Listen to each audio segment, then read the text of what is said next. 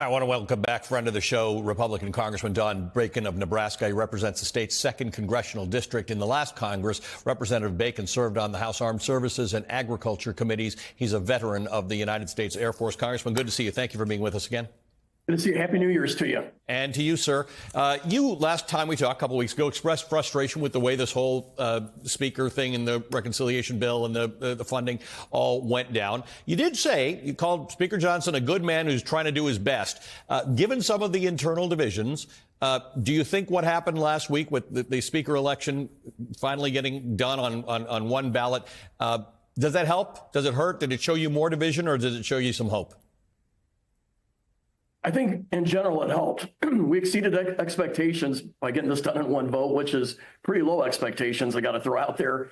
But, we have a 3-seat majority, and we're going to go to a 1-seat majority for about 3 months. That's just the facts of life. And it is disheartening when people see that we have a 3-seat majority, that there's 4 or 5, maybe up to 10 folks who do not know the meaning of being a team player. They play solitaire in the middle of a basketball game. If I could paint a picture for you on these 10 individuals, and they hurt us. That said, I think we got a better conference than we did last conference. The 3 most incendiary, the most toxic people that we had in our conference are gone. So I think we got a little bit better personality dynamics in this conference. But that said, with a 3-seat majority, it's still going to be hard. And I think by definition, when you have a Senate with a 53-47 seat difference, you got to have 60 votes to pass things in the Senate. We're still going to require bipartisan work, and that's just the facts of life.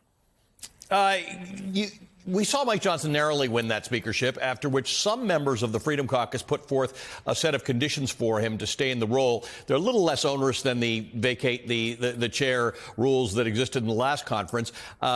But what do you think about the new rules? A bunch of Republicans basically said, we'll vote for you, but we still want a lot of power. They seek to undermine the speaker and the vast majority of the Republicans at every step. Like I say, these folks do not know how to play on a team, and they know how to play solitaire real well, and that doesn't work.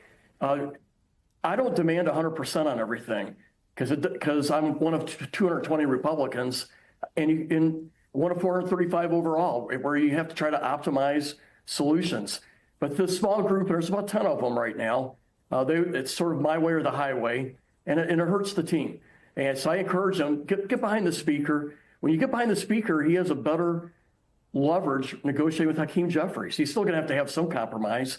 But when we weaken him, then it actually strengthens Hakeem Jeffries. So the dynamic is these 10 folks, and there's like 3 or 4 ringleaders. They weaken the speaker, which forces them to have to work more with Hakeem Jeffries, and they get more mad about it. And they don't see that, that they're their own worst enemy at trying to get conservative policies passed.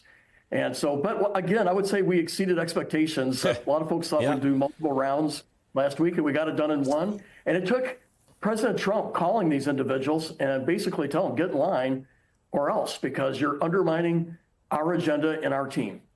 So you talk about playing solitaire in a basketball team. I was talking to Joe Walsh earlier, and he was saying that in his Freedom Caucus day, in his Tea Party days, that was sort of what happened. He said it's more so now. There are some of the most incendiary members of the caucus sort of have this view that it doesn't really matter to me whether Donald Trump calls me or Elon Musk calls me or tweets about me or somebody primaries me. The concept of team is gone from some people. So you're a guy, you got conservative principles, you have a conservative agenda, but you just fully understand you're not getting your way on everything, and that's going to require some compromise. It does seem you've got some colleagues who don't sign on to that way of thinking about government or Congress. On those 10 individuals, I think there's 7 or 8 that are very concerned about President Trump calling for a primary. You could see that impact on Friday. He basically told 2 or 3 of them, you're in trouble if you don't get on board. It's so many words. And they're in a district that goes Republican by 15 points. Which means the primary is their primary concern. Now, there's 2 or 3 that you're right that does not scare them, but for most of them, they do listen to President Trump. Now, I come from a district that went for Harris by 5, and I'm one of 3 Harris districts that went Republican in Congress, and so I have a different dynamic that I'm working on. Right. But to get to your point, these folks really, a lot of them don't care what dysfunction they cause with, other than the threats of a primary for President Trump. But beyond that, they like the dysfunction because it gives them limelight, it gives them social media clicks, and there's a certain group in our country that like that kind of behavior. And I would also say these folks, they're a minority, but they don't mind government shutdowns. They think it's a good thing. Right. And yet, it's not good for our military, who's defending our country. It's not good for our Border Patrol, who's defending our country. It's not good for air traffic controllers who have to control the airspace. The vast majority of Americans don't like government shutdowns, but these small group of folks, they sort of relish in that world and relish that threat. There's some things that do have to get done that are going to involve Hakeem Jeffries and Mike Johnson and you and lots of others. We have to get a reconciliation bill. We've got to get a budget. We've got to have appropriations. We've got to deal with the debt ceiling. Talk to me. If some Republicans are talking about pushing for two bills, Donald Trump is suggesting one reconciliation bill.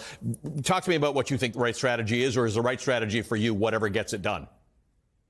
I'm not dogmatic on two bills or one. I know President Trump came out this past week, said he thinks one is a better way to go. We want to get it done quickly. But I know this is the agenda that we should have, and at least I heard it from our constituents, Republican, Democrat, and Independent. One, we need an economy that's growing faster than inflation. You know, the Americans are 4% poorer than they were 4 years ago, and they feel it at the grocery store paying utilities. Secondly, they do want the border secure. I don't understand why President Biden didn't see the danger to our country and to his legacy with this border. Third, people want energy independence. More than energy independence, they want energy dominance. We have the ability to be the world's leader in this area, but we need a president that fights for that. Four, crime is a concern in many parts of our country. In Nebraska, we're doing pretty well, but crime and supporting our law enforcement is a big concern. And I'd say a fifth area, Americans want their country to be respected again. There's a sense that that people are walking all over us, and we got to restore deterrence with Iran, Russia, and China. So I think that's the agenda that we have. We can a reconciliation bill. The first one, if we do two, has to be focused on the border, and then in general, we got to find a way to extend most of the tax cuts that are going to expire this year. And these are all good topics that I would love to have individual discussions with you on, and I know you'd be willing to do that. But on the border, you all had a bill, right? You guys had a bill. It was Donald Trump who torpedoed that, and a few people. You came up with a bill on the border that some Republicans didn't like and some Democrats didn't like, but people like you got together and said, "There's a bill. We're going to move forward on this." I'm not sure it's entirely fair to put that one on Biden right now. Well, it was primarily on the Senate side. There was a bipartisan bill that came forward, but there was some problems with it, and I would have voted for it if it was able to pass the Senate. And I think to pass the Senate, there had to be improvements to it.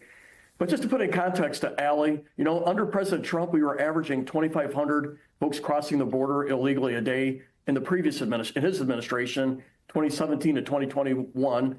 But then under President Biden, it went up to 10,000 a day at the peak. This compromise bill was calling for 5,000 a day.